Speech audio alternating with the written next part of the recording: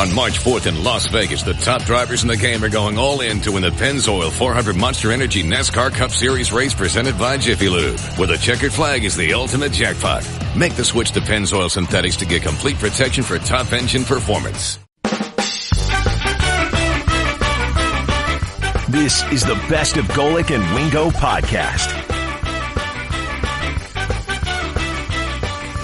We are getting closer and closer to Super Bowl 52 here in Minneapolis. And the game will be played out at US Bank Stadium, but the game today is here at the Hard Rock Cafe inside the Mall of America as we are ready to roll on a Thursday morning where I guess the locals would call it brisk. Welcome into Golic and Wingo on ESPN Radio and ESPN2. Glad you're here with us. Trey Wingo, Mike Golic. We believe your son will be here eventually. We do believe. I actually saw him through the window run in here. He could have made it to the beginning of the show. I saw him veer off, and I said, where is he going? Donut? Yeah. He's finishing chewing a donut right now as he runs up on stage. Ladies and gentlemen, there he is. Mike Golic Jr. now here with us. He did. I saw him veer off. You taught him well. Donut. You taught him well. I'll have you know it's a cinnamon roll. Oh, I'm very proud of you, son. Very, very proud of you. By the way, your time was much better than yesterday. Yeah, much better. 1 minute and 9 seconds. Late, that's it. That's improvement. I can't set the bar too high now. By the way, it's not that he just shows up late. He's doing his own show, first and last, a couple floors up here, and then has to run down, and he's a former offensive lineman, and O-lineman and running don't mix. Well, again, if he had to move around someone to get the cinnamon roll, that could happen. That's true. But if we're talking extended exertion of speed, no. Okay, that's not really we just go through. We don't go around. I like it. I like it. We have a lot to talk about both on the field, in the sport. I hope so. The show's 4 hours. I know. We better think of something to say. And off as well, as we all did some fun stuff here last night. But the first thing we have to get out of the way, Mike, I know you remember this. You remember this incredible discussion about cold weather, which, again, we're in Connecticut, so it is cold, certainly. And along those lines, when it's 10 degrees and then the wind chill says it's 0, who at this set right now doesn't believe in wind chill and says it's just a state of mind? Yeah, Trey Wingo's Twitter bio says wind chill truther inside it. Seriously, that is dude? True. I hope you've changed your mind about the whole wind chill thing, okay? Well, we left the hotel and got in the car and well, it's brisk this morning. Yeah. And then we got out of the car to walk into the mall, and right before we walked into the mall, a wind gust came up, and I swear to God, it froze my eyes shut. It did. And Trey's line was, I believe in wind chill now. I'm beginning to think this actually might be a thing. Forget wind chill. That was wind punch this morning. I walked inside and my eye was watering. I was like, who hit me? Did you see him? It was. It's a little chilly, but that's okay. Let's just say it got a little colder than it was yesterday. Yeah, just a bit. But you know what? You just find fun things to do like we did yesterday, and we have obviously a great game to talk about. So we got a lot to get to. And by the way, give it up for hot water and indoor heating. Yeah, right? That's really a good thing. And beer. Those are two. And beer. Beer. That's true. Oh, I think I have to wait for. No, it's already 5. That's fine. Yeah. Well, it's 5 o'clock somewhere. Oh, wait, it's 5 o'clock right now. Yes. So we could do that. So that would be great. We are presented by Progressive Insurance. All phone guests will join us via the Shell Pennzoil Performance Line. And again, Golic and Wingo on the road, presented by Progressive here at the Hard Rock Cafe in the Mall of America. So, we are embracing what's the phrase? The bold North. Isn't that what it is? Isn't that what they're calling this now? Brave the North. Brave the North. Isn't that the thing we're? The bold North. I had it right the first time. What's the matter with you? What are you looking at me for? I'm not from the bold North. I bailed on that so quickly I knew I couldn't be right. But I was. So we're sort of embracing, what happens when you go up here. So you guys went out and had a real outdoor Minnesota adventure yesterday. Yeah, we did. We went out ice fishing on Prior Lake. And me and Mike and Katie Nolan, who you're doing the live Twitter show with every day. And it was all of our – now, Mike and I fish a lot. Right. Katie, I don't think, has ever fished. It looked like it. But none of us had ever done ice fishing. Right. And thanks to the guys at clamoutdoors.com, you can catch them. They were the ones that took care of it. They were fantastic, by the way. But it was great because we went and it was like one of those – it wasn't an actual ice house. It was kind of it was just a pop-up tent. Yeah. But it worked incredibly well. And we each had our own hole that we went in. First, we got to drill them, which you almost fell in. All right, listen, you have way overblown this. What are you talking Lose about? my balance for a second and then show you how to do it the right way so you can stand up there and feel good about yourself. I stood back and learned. The auger that obviously going down, and once it goes all the way through, there's that momentum going forward. And Mike went down and almost fell in the hole if he wasn't 300 pounds. And so I saw that and learned, so I did it very gently. And then Katie wanted to do it, and they looked over at us. They said, should we tell her? And we're like, no. And she, of course, went down kind of as well. She may have fallen through the hole, though. Yeah, she's about the only one of us that was going to be able to fit. But it was fantastic. We had a line in the water. We had a beer in our hand. And you caught the most by far. I caught a few. But then Katie, who never fished before, of course, lands, about a 2.5, 3 pound white bass, I think it was. I mean, it was just ridiculous. Even the guys from Climb Outdoors were like, oh, my God. Well, they couldn't believe what she was pulling up. They couldn't believe what she had pulled up, and we notched a first the other day. You remember that. Right. So we're sitting there, and we're 1, 2, 3, which we're probably a little closer than most normally are, but we're trying to film this. We're trying to make it fun.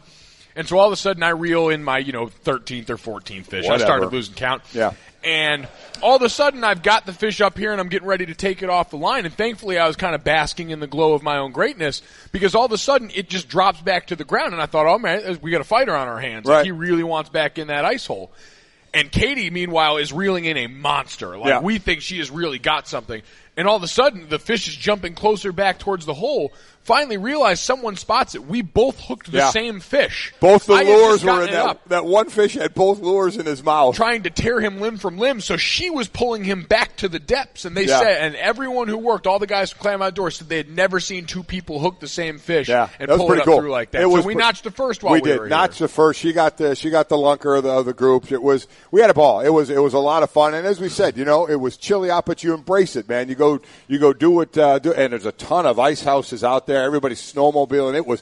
It was great outdoor fun. So it was a ball. How thick was the ice? 2.5 feet, they said. Okay, we're good. Yeah. Listen, there were pickup trucks on there. It looks like they're building condos. Yeah, on the they ice. said it. They said an 18-wheeler could be on the lake, and because, like I said, they have an area to snowmobile. They have an ice rink. I think it's mandated. Heavy construction. I think it's cement mixing. It's mandated if you live here that you have an ice rink on your property. Yeah. I think that's how it rolls. Yes. It was a lot of fun. So many thanks. So you had fun. Now, would you do it today when the temperature drops precipitously? As long as I'm in an ice house or something like, because it was definitely very comfortable inside that. So I would definitely do it again. All right. Well, your fun wasn't the outdoor fun.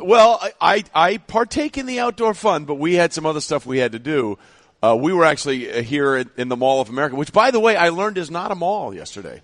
It's a destination. That's what they kept telling me. Don't call it a mall. We're a destination. Reading the pamphlets again, huh? Well, Sarah from the Mall of America PR was very adamant about that. Forthright. There you go. I think was the word I would use to make sure that we understood that this was not just a mall; it's a destination. So Teddy Bruschi and I sort of explored all the things you can do here at the mall, and one of the things we did, we rode the roller coaster out there, and we tried to do it as a sort of a symbol of what an NFL season would be. Because, you start, everybody thinks it's going to go like this, and then week one, a lot of people crash and burn. Really a symbol of life as well? That's also true. Okay. In fact, it was such a symbol of life that we had to do it 2 times in a row, and Teddy almost didn't make it. Oh, there you go. Oh, wow. We got through the first one. They're like, hey, that was good, but just to make sure we have enough, can you do it again? And Teddy's face was like, didn't want to do it again. He had, in fact, he put it up on Instagram and the picture, and I said, puke or no puke? Find out today on NFL Live. Oh, man. Nice. So, Teddy, we did that twice, and then we did the zip line,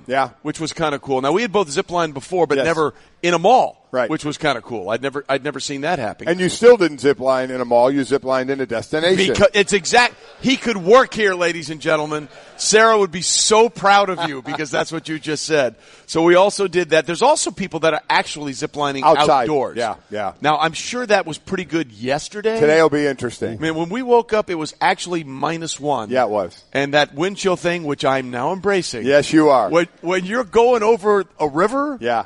And it's -1, and you're trucking to what, like 25, 30 miles an hour? You're creating your own wind chill. I think you're pretty much frozen by the time you get to the other side, and that you have to take they have a steam bath waiting for you to de-thaw you so you can go back the other way. Right, that's what you fall into. Yeah, so we'll have that today on NFL Live, 1:30 Eastern, 12:30 Destination Mall of America time. So check that out. But it was fun. So, Yeah. I mean, it's one of the great things about coming to a Super Bowl city is you want to do the things that people Absolutely do. right. Someone else told me that the mall is actually open almost 24/7. Just so people can mall walk here. Oh, to what? I didn't. Yeah. Oh, yeah. This destination. I was going to say this destination. I was Let going me to say correct because myself. the Shake Shack in the mall is definitely not open 24 hours. Mike does his show and he just stares at it the entire time. I hear yeah. all about how Kirk Cousins was the everyman at Shake Shack the other day. I'm trying to be there, just happens to be at 3 o'clock in the morning, and I'm the bad guy now. They don't want my money. So. Cruel and unusual punishment, Yeah, right? yeah. It hurts. They're sort It of hurts. taunting Hate to you. say Cousins has a lot more money than you. Yeah, just a little bit. With Yeah. the contract he's about to sign, Yeah. he won't be buying Shake Shack food. He'll be buying Shake Shake Shacks. Shacks. Yeah, that's exactly He'll be buying right. several of them. That is It'll true. be Kirk's Shake Shack when it's all said and done. By the way, there was a great story that happened yesterday on Radio Row. We'll get into that Yes, a little we bit will. later. Yeah. But eventually we should probably talk sports. Let's do a little Let's bit do of that, that. and let's Yeah. start Yeah. with Off the Top. Yeah. All right, we start off the top in the NBA. I think if you don't score at least 50 points in a game these days in the NBA, you're kind of a loser. C.J. McCollum scored a franchise record 28 points in the first en route to a 50-point game in the Trailblazers win over the Bulls. But the best part, he didn't even play the fourth quarter. Well, see, that's the thing. It's not the amount of points you score now. It's like 50's a breeze for anybody. It's like, when do you finish it? It's just like triple-doubles now. All right, a triple-double. Yeah, but did you have it in the first half? Yeah. You know, are you cool that way? So, yeah, C.J. McCollum, 50 points. Didn't play in the fourth quarter. 28 points in the first quarter. It's a franchise record. It was a 10th 50-point game in Trailblazer history. C.J. McCollum's 25 shots were the fewest in any of them. I mean, you want to talk about a sport where you get in the zone and you can just be money all night. Buckets. And in under 30 minutes, so the efficiency, this was happening with James Harden and his 60-point triple-double the other night, the first in NBA history, coming on only 30 shots. We're seeing these guys able to operate in a way that's not the old Kobe Bryant model for getting 81, where you feel like it's almost force-feeding in a way that may be counterproductive if he wasn't scoring 81. Club volume shooting. Yeah, That's yeah, what you're going exactly. for. Give me the bulk. Give me the big AKA my bulk Twitter shooter. feed, Yeah. Well, it is funny, though, but, like, yeah, I'm sure that C.J. McCollum, it's great. His thing is, hey, I had 50 in less than 30. And James Harden's like, Coleman, you have a 60-point triple-double. Yeah. And, oh, by the way, I just shot 11 assists. But C.J. McCollum, an excellent night for him. The Blazers didn't even need C.J. McCollum in the fourth quarter to protect that lead. And protecting the lead is brought to you by ADT. Oh, well done. Considering home security? ? Consider this. For over 150 years, ADT has helped stop more crime than any other home security company. Visit ADT.com to learn more. And again, second player ever to score 50 while playing less than 30 minutes, Klay Thompson, in December of 2016, but he had 60. So again, it's like, oh, really? That's great for you. Yeah. This is what I had. It's a continual game of one-upsmanship right now in the NBA. We continue with,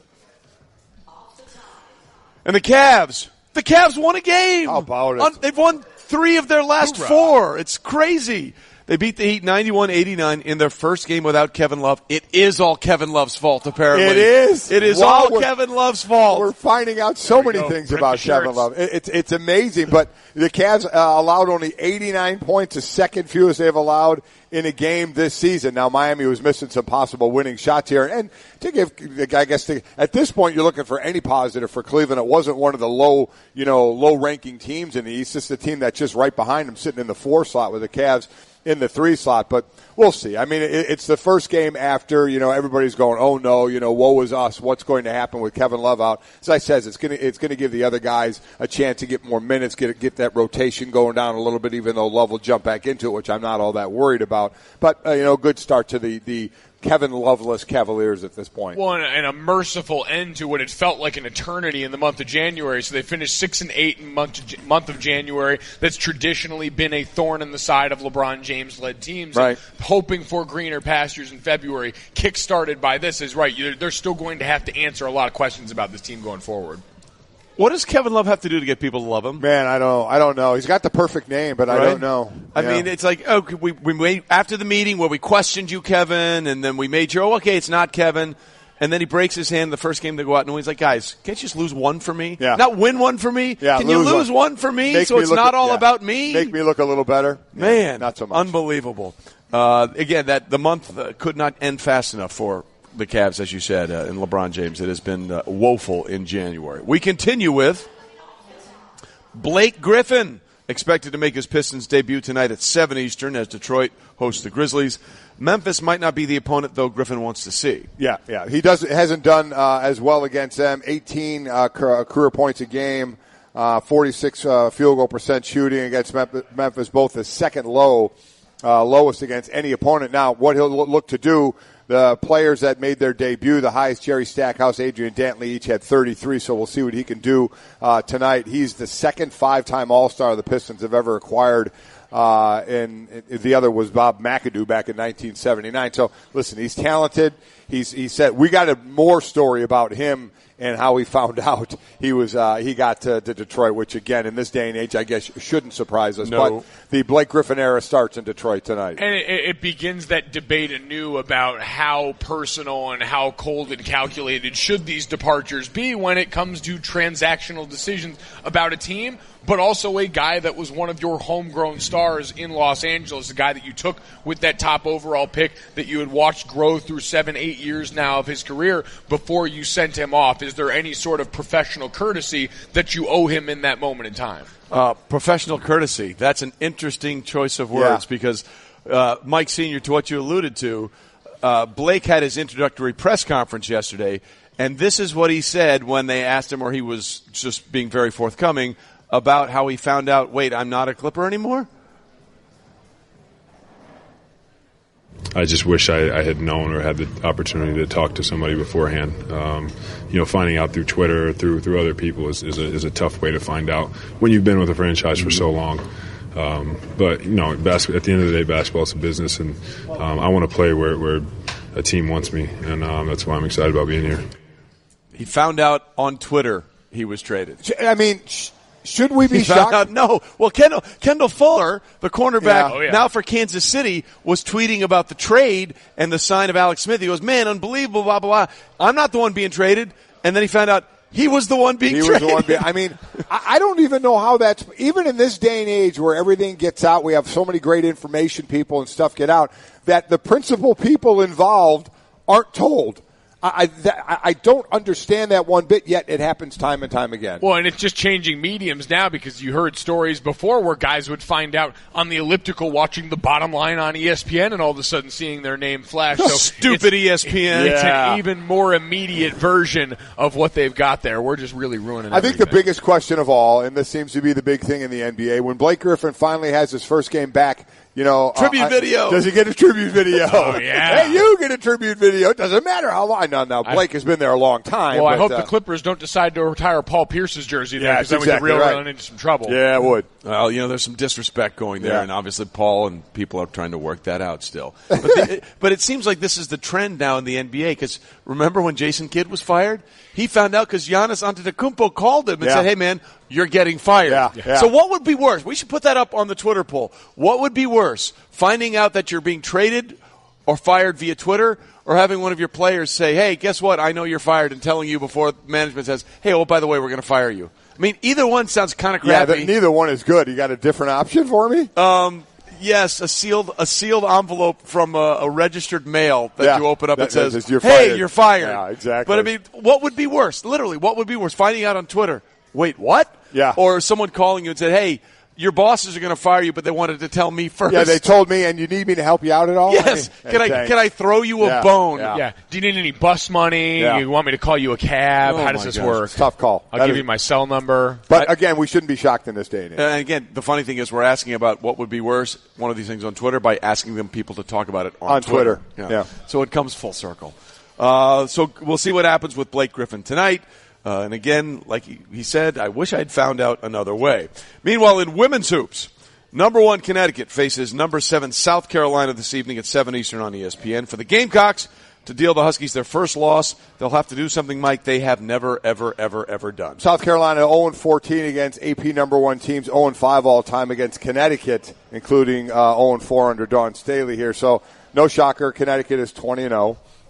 South Carolina is sitting there at 18-3, but we do know one person we will hear from today touting his team to beat the number 1 UConn. and that's going to be Darius Rucker. He's obviously the monster South Carolina fan, which is a cool thing. But boy, oh boy, the task of beating this UConn team. Anytime we talk about great coaches or great teams, they get left out too quickly at times for what they have done and he has done over the years. Yeah, anytime I see this matchup come up for Darius, I just start singing "Let Her Cry" and maybe rip off a voicemail and send it his way. He's going to need it. Yeah, he is. I don't know and I don't care would also work one of those lines. Yeah. One of the songs. So again, we'll see what happens tonight. That game is on 7 Eastern. Golic and Wingo, the podcast. Mm-hmm. Trey Wingo and Mike Golic Sr. Golic and Wingo with you from the Mall of America, the Hard Rock Cafe. We got tons of people here with us. Good morning. Glad you are with us. And you know what I just noticed? Yeah. For the first time, I've been in it now the second day, I looked up. There's a second floor of people up there. I didn't see you guys up there. How are you? Either. It's fantastic up there. That's on us. Sorry. That's like the suite up there. Yeah, I guess, that's really nice. By the way, as we were doing that, if we're having straight talk, as we're going through that sports center, somebody must have walked by with like chocolate chip waffles. Didn't it smell great? Did that hit you? It was unbelievable. Thought the same thing. I felt like I was a Pavlovian dog. I thought you were going to do this segment without me because I was going to go find them. Well, then not only that, somebody went by with the chocolate chip waffles, and then somebody went by with bacon. Oh my! And that's how are we supposed to do this show if somebody is walking by? Cruel and unusual conditions. I tried to tell you that yesterday. But wait a minute. This is actually serving food. Okay, we can smell it. You're just seeing the words that say Shake Shack. There's a little different. Trey, I ask you to have a little bit of an imagination. There is food inside the Shake Shack. They don't import it all the day of, so you got to just look beyond the facade. Is it being prepared? Can you smell it? Can you smell it? I can. Again, vivid imagination. Okay, Trey. see, so there's a difference. Theater of the mind. Theater of the absurd, I think, is more like it. Taking crazy pills. Theater of the hungry. Oh, yeah, and it's only the second day. We got another one of these days to go. Yes, we do. All right, so speaking of straight talk, we're here for Super Bowl 52. We're excited about that. The game will be on Sunday. It's a very interesting thing that's sort of being played out this week with the New England Patriots because there was the story on ESPN.com by Seth Wickersham that acknowledged there was some tension this year between the Patriots and specifically Tom Brady, Robert Kraft, and Bill Belichick. And a lot of that centered around the decision at the last moment to trade Jimmy Garoppolo, who a lot of people thought would be – I'm sorry, that smell hit me again. I have to regroup. Oh, my gosh. I have to regroup. Boy, you really – You really handled distraction well. I'm sorry, what? Yeah. Shiny object. Look over here. So there was that story on ESPN.com that there was some tension around Jimmy Garoppolo and the decision to trade him. And so Jonathan Kraft, the son of Robert Kraft, who is, I think, the team president, basically said yesterday that Tom Brady has earned the right to retire whenever he wants. And he is going to be here as long as he wants to be. Right. He's earned that right. He can set and choose his own ship and sail it to his own course and navigation. Which makes it sound like the guy who's always been in charge of football would be Bill Belichick is no longer in charge of Tom Brady, who plays football, which would seem to go to the tension that we were talking about. And then when someone asked Tom Brady about this, that saying Jonathan Kraft said he can retire whenever he wants, this is Brady's response. Why does everyone want me to retire so bad? I don't get it. I'm having fun. The team's doing good. I know I'm a little bit older than most of the other guys, but, I'm really enjoying it. I obviously enjoy the experience of playing in this game. This has been, obviously a dream come true, many times over. And, it takes a lot of hard work to get here. Our team, I think, is, working hard. We had a good practice today. We're going to need a couple more good ones. We're playing against, great football teams. So I'm not thinking about retirement. I'm thinking about the Super Bowl and trying to win the most important game of the year. By the way, Brady is the king of the incredibly large knit hat. Yes, he does. That hat always looks like it should be on Andre the Giant. It definitely does. And he always has a great way of getting back to the task at hand, the game. He's such a master of that. Somebody did point out to him that Steve DeBerg was 45 years old and on the roster, I believe, of a playoff team. Didn't play. Right. Wasn't a starter, but was on the roster. And Tom, at least he played it off well, like he didn't know that, and then almost took it like as, oh, really? Like, okay. You've made him angry. I'm not only going to be on the roster at 45, I'm going to be the starting quarterback at 45. This is what I'll say about retirement, and I've said this for years. when Jerry Rice leaves the 49ers and Tim Brown leaves the Raiders, or you see Franco Harris end up on a different team, or Joe Namath, and even more really in this day and age when people are like, man, just retire. And my thought is, why? Why? Just what Tom said there. Why? I don't want to think of Jerry Rice as anything but a 49er. Okay, well, so what? It's Jerry Rice who wants to keep playing, man. If a player, even if their skills have eroded a bit and you wouldn't be happy about it because he's not on your team anymore, the only place he's been, if they want to put in the work and they want to keep playing and they're getting enjoyment out of it, man, play as long as you want. Even if the play isn't as good and you're like, oh, I don't want to remember him this way, I kind of understand all that. But the bottom line, it's a player doing the work. It's a player that wants to keep playing. Play as long as you want to play.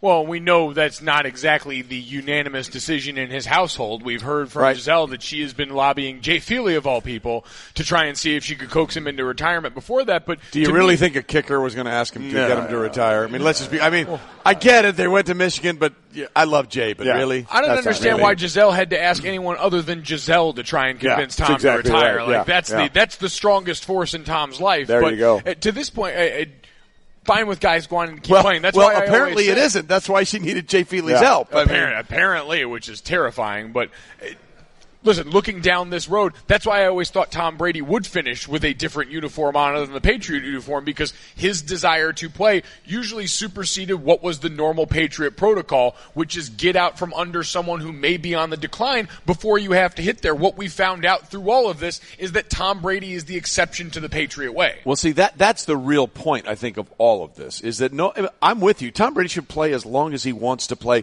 because you know what? Once you stop playing, the checks get smaller. No matter how well you're doing, the checks you're making from playing will always be slightly larger than the checks you're making when you stop playing.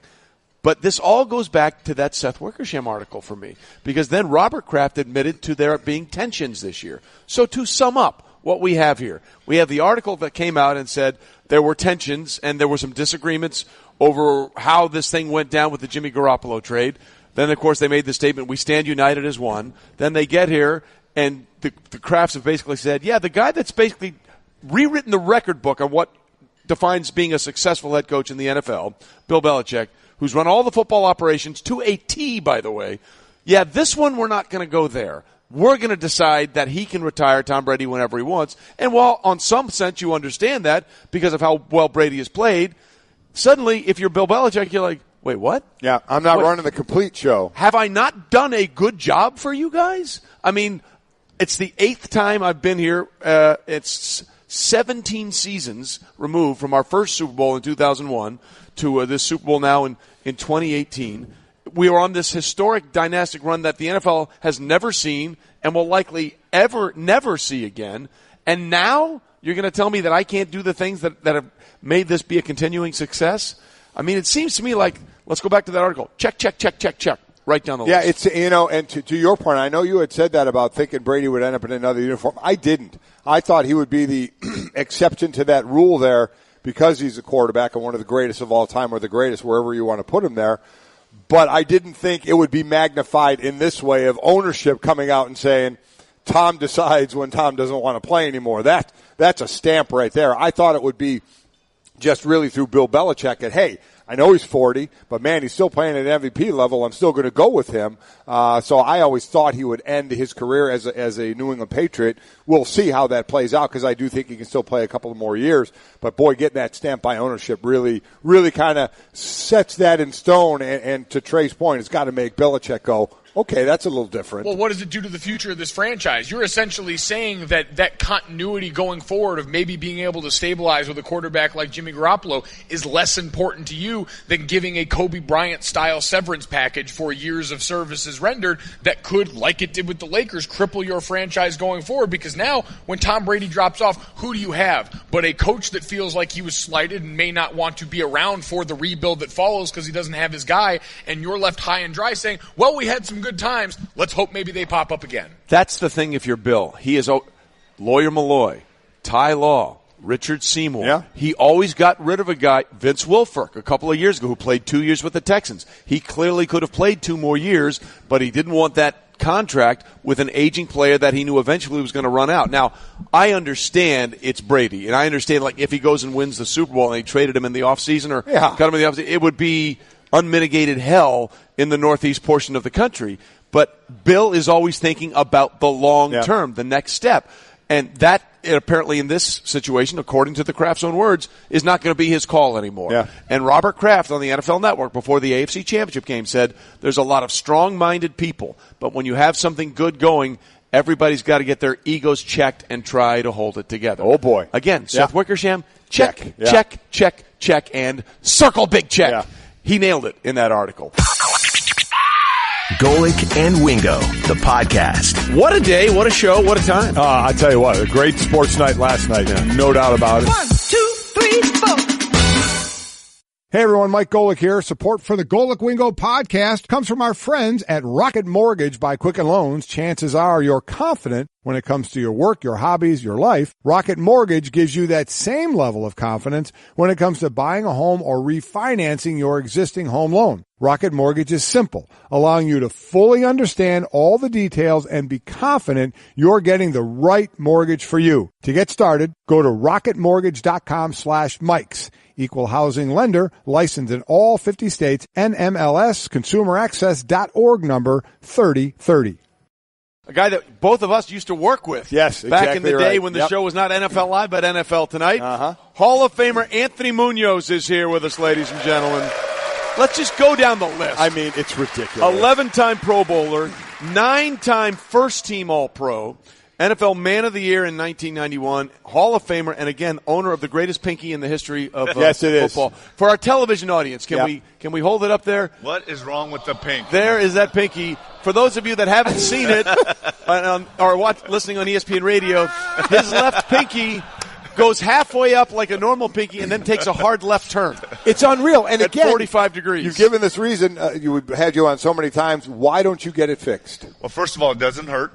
I can make a fist. Right. I can still grab the club. Right. Yeah, that's the most important thing. If I got it fixed, it would be right out like this. I wouldn't be able to. So you're just used to it. Was it one dislocation or several dislocations? Just over a period of time, Johnson & Johnson becomes your best friend, right? Yeah, there you go. What, did it possibly happen one time when maybe I was rushing on you and I caused your finger to be dislocated? Well, it would have been the right hand because this one took a break because I was just.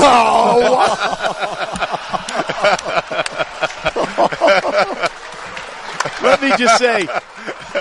That was a softball. That was a that was a good one. You should leave. That's a walk-off right there. That was a good one. That's it for Anthony Munoz, everybody. Thanks very much for coming along. Oh, my gosh, that is fantastic. On set, by the way, giving us a straight talk, and that was as straight talk as it can be. Brought to you by Straight Talk Wireless, best phones, best networks, no contracts. Okay, so we're in a cold weather city for the Super Bowl. You have played in a cold weather city in the Super Bowl in Detroit. 26-21, I think, was the score of that game. Yes, sir. What do you remember? But you played in 2 Super Bowls. What do you remember about your Super Bowl experiences more than anything? Both losses. Yeah. To Joe Montana. Yeah. He was pretty good. He was not bad at all. Number 16, still have nightmares about that guy. But it was just totally different settings. Pontiac, Michigan, the highlight for us as players, we had these rent-a-cars all week. We went in the back parking lot. It was covered with ice, and we just kind of donuts the whole time. Oh, there you go. Nice. That was a highlight. And then, of course, Miami, 83 degrees. Did a little deep-sea fishing, some golf. But, no, it's just one of those things where the experiences were unbelievable. The first one was my second year in the league, where we lose 26-21 to Joe Montana. And then the next one, you get to one and you have the team and you say, man, this might be a nice run. And then, it wasn't until my 10th year that we got to Super Bowl 23 down in Miami. And, of course, the drive, the Montana to John Taylor pass. And, Rice is a guy that had, I think, over 200 yards that game. And John Taylor makes one catch the entire game. And it's with 34 seconds left in the game to beat us. But, it was one. And then to add salt to the wound, after that loss in Miami, I remember vividly, I fly over to Hawaii for the Pro Bowl. And I believe the security guy, was it Warren Welsh? Oh, right, yes. Yeah, he was the head of security. Right. I see him in Hawaii, and he says, man, so sorry you guys lost, he said, but it was very difficult. We had to take the Lombardi Trophy from your locker room and run it to their locker room. Oh, why would he tell you that? Wow. I don't know. He wasn't, malicious or anything. Right. I said, thanks. I appreciate it. I'm going to go on the beach and just cry some more. Yeah, that's kind of a good way to get over it on the beach of Hawaii. So you talked about the rent-a-cars and the deep-sea fishing.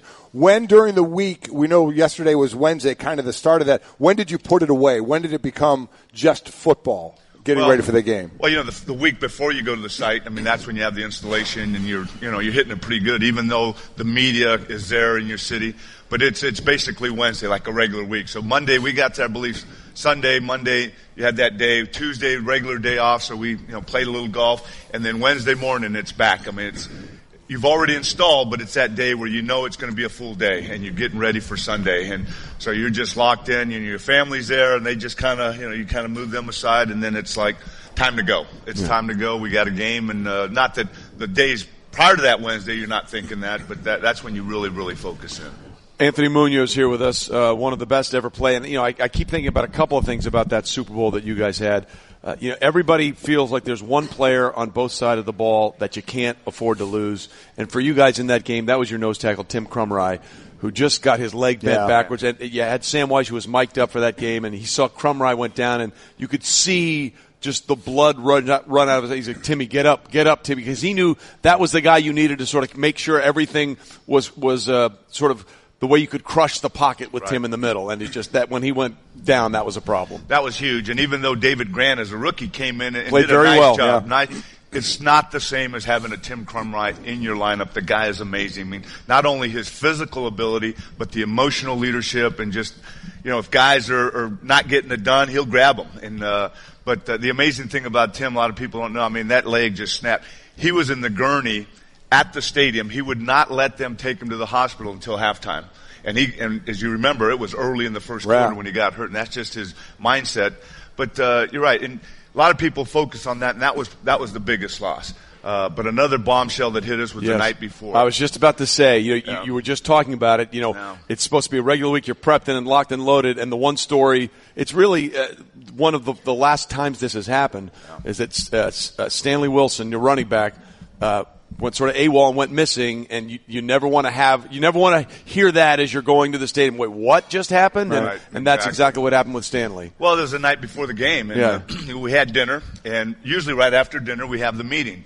But Sam says, there's a Super Bowl special. Why don't you guys go back to the room, watch it, and we'll meet immediately after the special. So right after the special, we're all in the meeting room, and you can just feel that there's something not right. Right. There's not a coach in the room, and it's just all the players. And we're just kind of looking around, and, it's 7 o'clock and no coaches. And all of a sudden, Sam walks in, and you know that something is wrong. And that's when we heard that they had to knock down the door, and Stanley was in the bathtub smoking crack cocaine. And, he'd been, disciplined a couple times during the season. And, it's one of those things that he was an intricate part of our offense. But more than that, it's a life that you're dealing with. And it was, we just sat there in shock that night. And, of course, you have to get over it. And you move on, you get ready the next day, and then first quarter you get the Tim Krumrie deal. Yeah. So not that it's an excuse, but, man, emotionally, what a drain. Well, yeah, because you think about it in the game, but then you do realize it is a larger thing after, with the life that's involved. As far as the game itself, if you win a Super Bowl, it's got to be great. You get to, going into the next year. But as you mentioned, you were 2 and you lost them both. So for the team that loses this, how difficult is it going into the off season and then getting ready again for the next year? I can speak on a personal level. It wasn't very difficult for me because it was like worked all off season, camp, regular season, playoffs. You get to a Super Bowl and you come up short. So now you turn it up. The workouts become even more intense because you want to get there again. You know how difficult it was. As a team, I thought we were pretty focused. You do get a little distracted even though you do lose because of the demands and people are pulling at you. And I think that might have been one of the things that affected our team is that, guys wanted to go here and there and weren't as focused as we were that, especially in 23, excuse me, the year before 23, we were 4-11. Right. And then we bounce back and we go 12-4, home field advantage, and go to the Super Bowl. So there was a focus there, and I think we might have lost a little bit of that focus as a team. Well, listening to you say that, as Anthony Munoz is here with us again, 9-time Pro Bowler, 9-time All-Pro, Pro Football Hall of Famer. just listening to you say, all right, we lost that game, I just have to work harder. I think that mindset speaks to how you were able to accomplish all these things, because so many people get devastated by those Super Bowl losses, and we talk about that air quote Super Bowl hangover. It sounds like to you it lasted like 7 seconds, and you're like, time to go to work. Right? Well, and that was my whole mindset. A lot of people don't realize that in 4 years at USC, I had 3 knee operations, played 1 healthy season, and got drafted by the Bengals after playing 1 game my senior year. So I knew every year it was about being ready. And so I was maybe take 1 day after every game and then start running and lifting. And to me, my whole mindset was that even in my 3rd, 10th year, I was going into camp to earn a spot. So I knew when I was young, I hadn't played a lot in college. So, look at Golik's face right now. For those of you not watching on ESPN2, he's like, "Really, you were earning a spot?" That's why you end up being one of the greatest. Is even when you're the best out there. Along those lines, and people, being an average player in the NFL, getting 9 years, and I was happy about that. Did a great job. No, I got to admit, with the Oilers and the Eagles, I mean, you did a really good along job. Those lines. When I go against, they say who's the toughest to go against, and I would say like on the inside, like Dwight Stevenson. And whenever I had to come to the outside, it was always you, but I didn't rush outside an awful lot. And people always ask, well, how do you feel when you go up against them? And I say, listen, I was brought up to feel you're going to win every play. It didn't matter if I lined up against you or whoever, I was going to win that play. And if I didn't win that play, the next play, I think the same thing. But that was my thought process going in. I can't imagine the thought process of you knowing was it basically you're going to win this play? I mean, the confident level that you have when you're the type of player you are? Well, it comes from preparation because of our game plan and what we did. The more you study and the more confident you are in executing the game plan, then the more confident you are in executing the play against your player. So, that's the same mindset, and I learned that at USC. I'm sure you learned a lot of that at Notre Dame. You go in there, you're going to dominate from the beginning, and then by the end of the game, you have dominated that hopefully the guy, and that's my whole mindset, is I felt that if I could set the tempo early in the game and dominate, then I could take advantage of that. And so, my mindset was, every offseason, I got to work to make the team. I'm going to be in the best shape, as strong as possible. And then when we go up to the line of scrimmage, I'm going to take you. Don't have to say anything, because as a kid, you never said a word on the field. I have a brother that's 8 years older than I am. And when I started playing competitive baseball at 7, he said, you never have to talk about how good you are. He said, if you're good enough, people will talk about you. Yeah. Little did I know that I was learning humility from my older brother. So it was like, you go out and do the job, and if you're good enough, they're going to talk about you. You don't have to say anything. It worked. Let me just say, kudos to your older brother, because the plan worked, as you said. By the way, the more notorious or other instances, Super Bowl 33, Eugene Robinson with the Falcons. Super Bowl 37, Barrett Robbins went missing when the Raiders were playing Tampa Bay. It was interesting. Sorry to interrupt, but that Falcon deal. Yeah. That was my last year working with you at the ESPN. Yeah, that's right. That's right. And it was actually 10 years after our Stanley Wilson incident. Yeah, and it was in Miami, same city. Yeah. All right, so we'd be remiss if we didn't ask you about who you like this week. So who do you like on Sunday, the Patriots or the Eagles? Well, I know it's going to be a great game. I think it's going to be a lot closer than a lot of people think. I think the Eagles have an excellent football team. But, man, I tell people my heart goes Philly. My mind goes New England. I'm just not convinced that Tom Brady's going to lose. I mean, the guy's just – and to me, what they've been able to do over these years with not the same supporting cast every single year is amazing. But I'm not counting the Eagles out. Yeah, even with Carson Wentz out, I think they have a legitimate shot. They've certainly embraced that city. By the way, the year we worked together, one day he was late because he was performing on stage Jack and the Beanstalk, and you were the Giant, right? Yeah, exactly. He's a man of many talents, good ladies memory. and gentlemen. There you go. That is amazing. And real quick, I would be remiss to say your son Michael. I called some of his games when he was at Tennessee, and we'd always had that shot of you in the stands there, watching. And your daughter Michelle played basketball at Tennessee, and it's granddad over nine times. Nine times. Yeah, I have an opportunity. Michael, we've been working together the last 5 years, and we've been doing. Actually, Monday here we had 300 kids at the convention center doing a NFL Play 60 character camp. So we take 3 components: the Play 60 message, character, team building. So I've been able to work with Michael. Now he's moving on. He's working with the Pro Football Hall of Fame, and we're still working together because we have a lot of programs. In fact, with his team there, they just launched Game for Life. charactercurriculum.com. You can, for coaches, a character curriculum that we've been doing for years. So, I mean, he's doing a tremendous job, and that's right. He's a dad of 5, him and Emily. 5. Then our daughter, Michelle and Luke, have 4. So so this is interesting because this is Golic has already chosen what his grandfather. I'm not a grandfather yet. My son Jake was the first one to get married.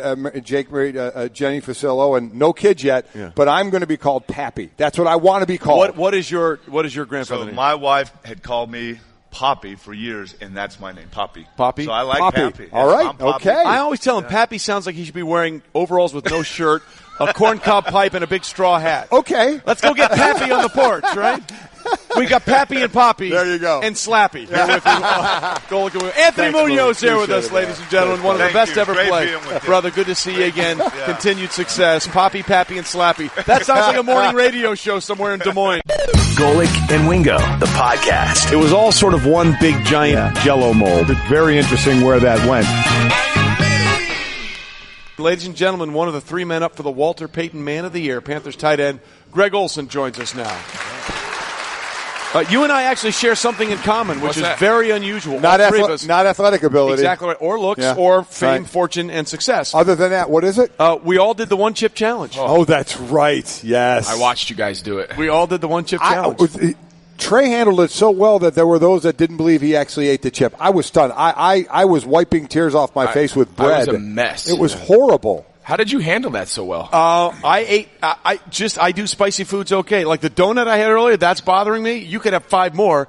In fact, people didn't believe that I did it, so I ate another one that day. He did. You did 2? I did 2 in one day. Oh, my God. People didn't believe it because he had barely any reaction to it. He did it on NFL Live later that day. Ate another one. Wow. I'm just a champion. What can I tell you? Horrible. Championship. That's all I'm saying. It was hot then, and it didn't get much better. I didn't eat dinner that night. I mean, I was like really uncomfortable. It was a tough call. By the way, in the video we showed coming in, in case people, if you didn't see that, if you saw Greg play during the season, great beard through the season. Thanks. That's a seriously good beard. The beard gets good during the year. Yeah. And then you got to clean it up. And the wife's cool with that. I tried the beard thing, and my wife basically laughs at me and says, "Go shave it." During the season, she's cool with it, and then I rejoin society when the year is over and be a dad, a husband, look decent, go to dinner with the people we've turned down for the last 6 months. All those things. Unfrozen caveman lawyer. And suddenly you need to go all of a sudden I resurface. Yeah. By the way, you're very good at this. This is why you'll be a part of our coverage of Super Bowl Sunday on NFL Countdown. So looking forward to that. It's a shame you don't have anything going for you, Greg. It's really really feel bad about that. We just had Jared on, and we talked about the experience of losing Super Bowl 50. How long did it take you to say, okay, that's over and we got to refocus, or does it still linger with you a little bit? Yeah, that 2015 season is very bittersweet. Anytime you start out 14-0, go 15-1 in the regular season, and then the way we played in our 2 playoff games against what people thought were the top 2 teams in the league. I mean, we were rolling people, and then it all kind of came to a sudden halt at the worst time we could have ever imagined, and we played poorly, but there's so many great memories from that year, holding the NFC trophy, winning that game at home, getting to another Super Bowl. The 2 weeks leading up to the game, just the idea that you're being part of something so much bigger than yourself, and again, and then you just try to forget how the game kind of went. I don't remember what the score was. 24-10. Yeah, sorry. I mean, 10 points, and we didn't score. We'd scored 10 points. You were the highest scoring team in the NFL that year. We scored 40 something in the NFC Championship game against what was everyone thought was the top defense in Arizona, and then we had 31 or 32 points at halftime against Seattle. So, and then somehow we only managed 10. It was a weird day. Yeah, and through this season, in a 3-week period from starting October 1st, you played both the teams in the Super Bowl. Yep. The New England Patriots, you guys beat 33-30, lost to the Eagles 28-23. Now, I know you had injury issues this year, missing some games, but looking at those 2 games and those 2 teams, kind of break down those teams as you see them. Yeah, I mean, obviously with New England, it all starts with Brady. I mean, he's the ultimate fixer. I mean, he can overcome a lot of holes. He can overcome a lot of problems, a lot of mistakes throughout the course of the game. There's just not been many guys like him. And with the way Belichick gets them ready to play, and then you sprinkle in the talent he has around him on both sides of the ball, it's hard to pick against them. And we saw it last week. Everyone thought they were dead to rights against Jacksonville, and if he's close enough, he's within striking distance there at the end, it's hard to go against him. But, we saw Philly firsthand. We hosted them on a Thursday night game earlier in the year. I forgot that you guys have played Philly, yeah. Yeah, we played 3 of the 4 teams in the conference championships. We had beaten 2 of the 3. We had beaten Minnesota at home. We had beaten New England on the road, and we had lost a close one to Philly. We had a couple turnovers deep in the red zone. That defense put so much pressure on you with Fletcher Cox and Malcolm Jenkins and the guys off the edge rushing. So they put a lot of pressure on offenses. So I think that'll be a very interesting matchup, how the offense of New England kind of counterbalances against that defense. From that side, you didn't play in that game, correct? I didn't play in either one of them. But in against that Eagle defense, from what I obviously watch them and try and analyze them, but from people that have played against them, they call them a very frustrating defense. They frustrate you as an offense. Yeah, they're just so good at all 3 levels. They can rotate guys in and out. Of course, Fletcher Cox gets a lot of the recognition up front, but they got 7 guys who really can get after you up front. So if your protection plans aren't really sound, if you don't have a really good idea of how we're going to handle pressure, how we're going to handle this front when they just rush 4, you're going to be in for a long day. And then as you get further away from the ball, the talent and the level of play continues to be high. And they're very good on the outside in the secondary. They got really fast, active linebackers on the inside. It's a challenge when you play teams like that. They're very dynamic. They're very fast. And, they put a lot of pressure on an offense to stay at a long-distance situation, stay in front of the chain, stay on schedule. And those are all things, I'm sure, the last couple of weeks that New England's really, trying to harp on here leading up to the game. Panthers tight end Greg Olsen with us here on set. He joins us courtesy of Coca-Cola. We'll get to that in just a second. But Roger Goodell had his annual State of the League address yesterday. We had him on our show Tuesday. Before he did that, we got a little sneak peek. As a guy who's a receiver, a tight end, what did you make of when he said, we really need to look at what is and isn't a catch now? Yeah, I think everyone wants to look at what a catch is and re-examine. I just don't know what the solution is, right? I'm just not a big supporter of introducing more rules, more very minute details if it doesn't make it easier, if it doesn't make it more clear. And I'm not sure if anybody has posed a better solution. I think right now the idea of going to the ground as you're making the catch, you have to hold the ball through the entire process of going to the ground. If you are established as a runner, do you like that? I'm fine with it. Okay. I have no problem with it because if not, I think the gray area becomes very murky. Yeah. How long did you hold the ball? Because a lot of people say, all right, once your knee hits the ground, you should be down. So if the ball hits your hands as you're going to the ground, like the James one in Pittsburgh. Jesse James. So he's going to the ground and he hits his knee.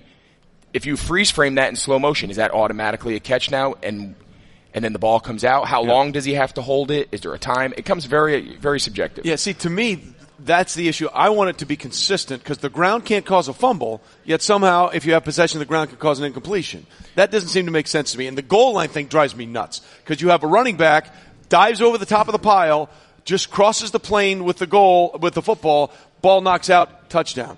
You have either the Jesse James play or that Sterling Shepard play, right, week 2, where he caught the ball trailing in the back of the end zone against Philadelphia, caught it 4 steps, then was pushed, fell out of bounds, 10 yards outside the end zone, ball comes loose. It's not a touchdown. To me, it should be the same. Whatever it is for a runner, if you deem that you have possession of the ball, whether it's the ground can't cause a fumble or once you cross the goal line with possession of the ball, it should be a touchdown one way or the other. But then it becomes a how long did you hold the ball? I think we'll go for 37 seconds. Right, so that's the problem, right? So do you hold it for 1 second? Is it 3 seconds? Don't ruin my idea, Greg. No, I'm just asking. I had a good idea. It's a great idea, Trey. No, it's not. It's a great idea, Trey. Don't, I just think that's where it becomes great. So what I think they've attempted to do, and you can argue that they didn't do a good job explaining it or letting it be officiated, whatever, but they're trying to make a distinction between being a ball carrier, which is where the ground can't cause a fumble, and not a ball carrier, which is going to the ground where you have to possess the ball the entire time. I think they're trying to make those 2 different things to clear it up for the officials, trying to call it in split seconds. But do you think they should be? If you've established possession, because I think what happens is if you're not a runner, and so the Jesse James ones is the perfect example. How long do you have to have the ball in your hands to be a completion? Like, is it just the second it touches your hands? Is it 1 second? So now we got to start timing. It just gets very murky, I think. It definitely needs to be simplified, not made more complicated. Correct. And to Roger Goodell's credit, I'm glad he said it. It's not the blame of the officials. Right. The officials, it's almost impossible to officiate that rule the way and it's easy for all of us. And again, we argue with officials. They have an impossible job. Right. We all have the luxury, fans have the luxury of watching this stuff with 50 camera angles. Everything in slow motion looks clear. Everything in slow motion is how easy was that. He got his second foot down. I hate that. This is happening in milliseconds with really fast guys. There's a lot going on. It's hard to catch every little part of it. Correct. So you're here with us, courtesy of Coca-Cola. We'll get to that in a minute. There's a lot going on with your franchise now. Jerry Richardson has stepped down. The team will be up for sale. Is there a lot of uncertainty about how things are going forward now in Carolina? I think guys are interested to see how things play out. First of all, who owns the team, who buys the team, how that process, is that going to be something that happens this spring in the offseason? Is it going to be something that lingers into the summer and possibly the fall? I don't think anybody has those answers. The reality is a lot of good teams, a lot of good organizations don't really go through ownership changes very often in today's NFL. It just doesn't happen much. And so I think there's a lot of questions that still need to be answered, and of course, we don't get brought into. So you're not brought into the meetings. I haven't been asked to come to any of the owner meetings. No one's asked me to join their ownership group. I'm waiting for my phone to ring. It hasn't happened, but it's been a bittersweet season. Of course, Mr. Richardson. We understand everything that went on, but he means a lot to a lot of different guys in a lot of personal ways. I mean, I know what he did for our family when we were in our in our toughest times, and he's done that numerous times with very little fanfare. So. A lot of guys in that locker room have very strong feelings for him, and so it's kind of a little bit of a tough situation. But you certainly understand. I get it. Yes, of course. Yeah. Totally understand the circumstances that are at play, and the organization's going to move forward accordingly. Like I say, you don't have control over that, but and you don't have control over Saturday night either. The awards ceremony for the NFL, you're one of three up for the NFL Man of the Year. You, J.J. Watt, Benjamin Two Watson. Tight ends, by the way, represented. Tight ends are well represented. You're a great player, and that's what you do for your craft. But talk about that, being up as the final three for the Man of the Year. You do so much in your community and around. We see it in the Twitter world all the time. Things that you're doing and money you're raising. So talk about that and just how important that is to you. Yeah, you mentioned that we're here with Coke this week as we've gotten going with Walter Payton Man of the Year and just getting ready for that on Saturday. My second year now being a finalist. Last year was a runner-up. We wanted to take this week and highlight some of the partners that have allowed us to elevate this. And Coca-Cola, we've done some really cool things in the community with them, with our local bottler, with military veterans and homeless stuff during Thanksgiving and hospital visits. And, of course, the hospital is one that's very close to us. Absolutely. With our son who went through everything with his heart condition and the very high-level care that he was able to get. Kind of inspired us to start our Hardest Yard program, and that program has really elevated our philanthropy to the level that's now being recognized for such awards like the Walter Payton Man of the Year, and I never would have imagined 10 years ago that would have been such a big part of our life, and something that was so trying, something that was so personal, we've now been able to work with countless organizations, and Coke being one of the biggest ones, and we've been able to touch so many different lives in the community. It's really been amazing. Good to have partners like that to help you out along the way. And it's really elevated our ability to reach people and our ability to get the message out there and be able to touch more lives. This past fall, we've worked with them for the last couple of years. This past fall, we did a really cool campaign with some military veterans who came back called Big Hearts Mini Cans, and we went out into the community and rallied a lot of the people to come and support the military folks. We've done some hospital visits with our connection with them. So it's been a unique partnership because so much of it has been community based, and that's not very common with a lot of guys who work with companies. So it's been very unique, and the local Charlotte community and the Carolinas as a whole have really enjoyed it. Well, kudos to you. Absolutely. Kudos to Coca-Cola for doing that. And by the way, the story that you're hearing from Greg.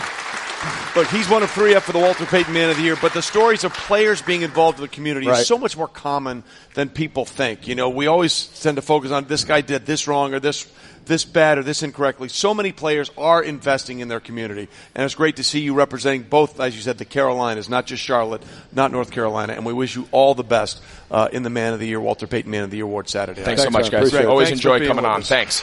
Greg Olsen, everybody.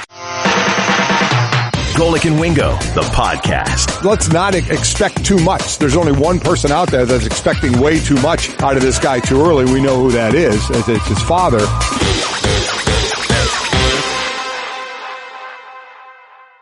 We are here for the people because joining us now, ladies and gentlemen, Super Bowl champ, Super Bowl MVP, two-time NFL MVP, and a darn good guy. The Packers quarterback Aaron Rodgers is here. Oh, come on. I said Packers quarterback Aaron Rodgers is here. It's a lot more cheers than the last room I was in. I walked in this morning, and I kid you not, Aaron, all these people were here this morning, all these Green Bay, and I was very mean. I walked in, I said, "Oh, sorry to tell you, Aaron canceled." That was mean, and I did apologize. But as you can see, Mike Golic is a big fat liar. Yes, I am. So Aaron is Not here. fat. Yeah. Skinner. Well, good. I was going with the general term, but you're absolutely right. I'm probably fatter than he is. At No, this you point. are. Thank you. Skinny fat. Thank you. That's it. You have nailed it, and that's the one I got to work on. Aaron's here, courtesy of Marriott Rewards and SPG. We'll get into that in a minute, but first and foremost, your health. You came back, tried to give it a go, and then you shut it down again for the end of the regular season. Everything good and straightforward for 2018? Yeah, everything's great. I was swinging a golf club yesterday in Scottsdale, so why you got to rub it in? I'm feeling good. We were here yesterday. Why you got to rub it in? It was 80 to 8. Again, stop. Why do you think linemen hate quarterbacks so much? Yeah. Because of a comment like that. Can I just say that's how you test how your injury is? You were able to swing a golf club. Yeah. Where'd you play? Can I sit over where you are sitting? No, today? no. I was in the waste management program. Oh, were you really? Who were you paired with?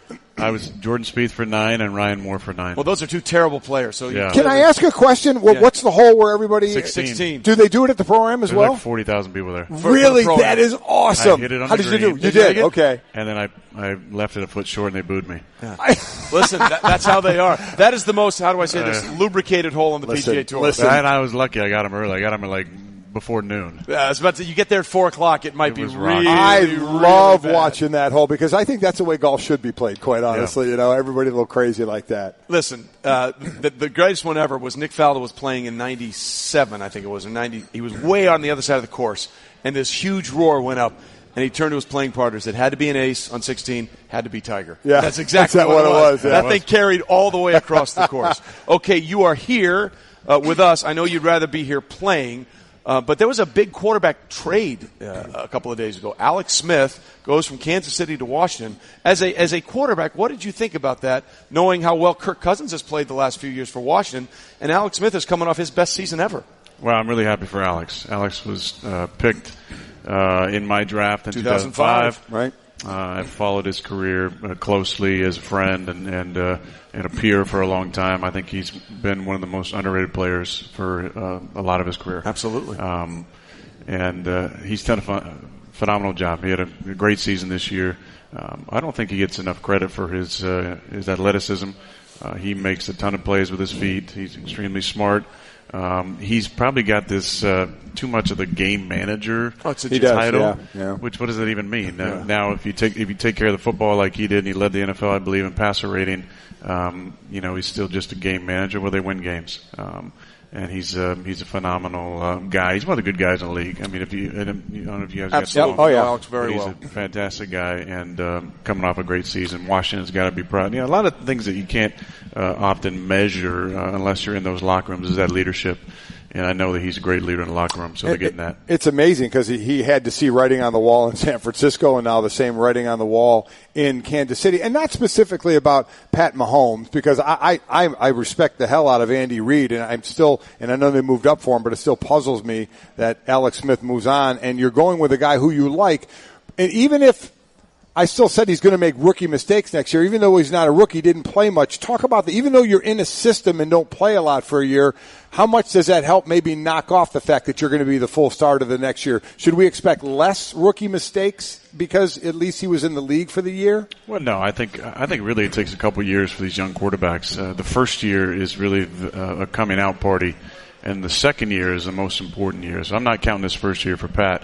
I think he only played one game. One game, right? yeah. Started the last game against Denver. So the first year of him starting will be interesting to see how he does. Extremely talented guy. Enjoyed watching him in college. But the second year is really the important year because after you get 16 games of film there, then teams start scheming for you and trying to come up with what's going to stop you. But he's got a good system around him, a great coach in Andy, and now an opportunity to run that offense. I mean, what was more exciting early this season than watching that Chiefs offense? They were crazy. All the crazy things they were doing. I mean, that was impressive. They went deep in the playbook. And by the way, you are the poster child for let's let this guy develop for a little while. I'd say, because that's exactly how it played out for you. And I think Packer things worked out well, okay. right? It's going well. Yeah. But one last thing on Alex. People give him grief.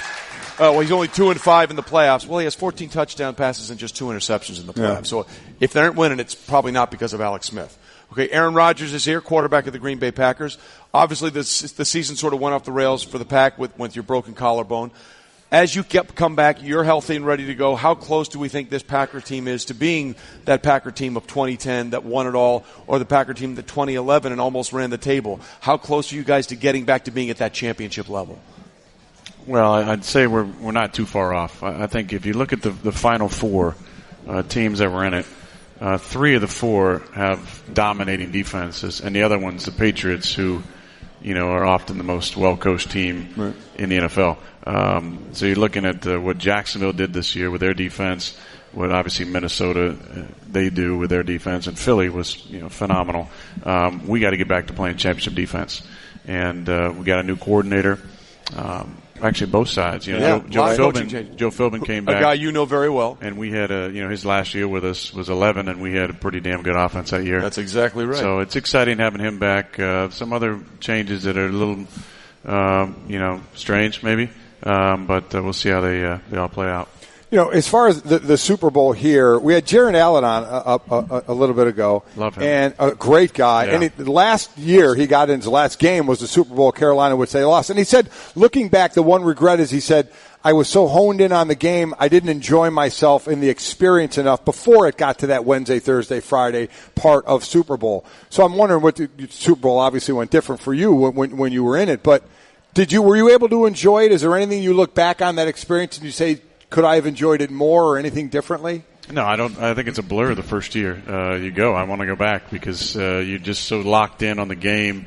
You don't really have that 360 perspective on how incredible this experience is and exciting the energy is. I know it's Minneapolis for us, Packer folks. It's it's the enemy territory, but there's so much exciting energy in this city, and they're going to do a great job hosting all the Super Bowl week is, but there's so much fun things from you get in Monday to Tuesday's media day and practice, and next thing you know, it's the game. So not being able to really maybe enjoy that experience with your teammates. Now, we had some great moments from that time, but it was a little quicker. I think Anthony Munoz had the best story. The first one he went to was in Detroit. He said they took their rental cars and went out in a parking lot that was icy and did donuts. That was their fun. Me and Brett Good, we took a rental car. It was like a smart car almost, and drove on a road that they only had 9 plows in Dallas. It snowed. For it was ice. 400 square miles. Yeah. That's crazy. We went out to the mall, and half the shops were closed. That was kind of our Tuesday after media day. They didn't handle it very well down there. I love the fact that it always goes back to donuts with you, whether it's in a car or actually eating them.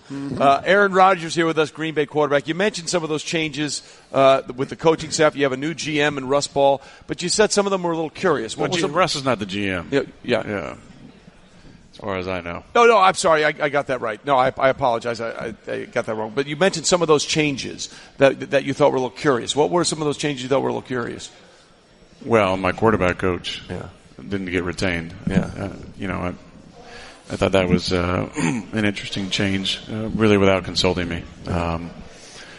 There's a close connection between quarterback and quarterback coach, and that was an interesting decision. I think people don't realize that enough. You have a head coach, but I said this: players normally have the best relationship with their position coach. Oh, yeah. They don't deal with the head coach as much, so that can be a thing. Otherwise, one of the guys goes. Usually the player or the coach. That's exactly right. That's exactly right. But it seemed to be working, which it makes it hard. Yeah, a little curious. And is there one thing you mentioned the championship defense? Also, the running game has sort of been hit or miss for the Packers. Is that something you feel like you got a little stability towards the end of the season with some of those rookies that were playing well? I feel good about those two guys. We got Jamal and Aaron Jones. I mean, both those guys did a good job for us. Aaron, had a couple good games, got hurt, then Jamal came in and ran over a bunch of guys. So I'm excited about those two guys. It's like running over people. Yeah, in general. It's always a good thing. You're here on behalf of Marriott Rewards and SPG. Tell us a little bit about that. Yeah, I'm here on behalf of Marriott's Rewards program, their loyalty program, which is Marriott Rewards and SPG, and we're doing a fun thing. We're creating a once-in-a-lifetime experience for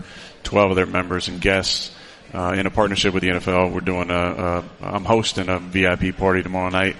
That would be a good place to go. Yeah, that would. Throw that out there. It's going to be a good time for those folks. Q&A, meet and greet, mingle a little bit.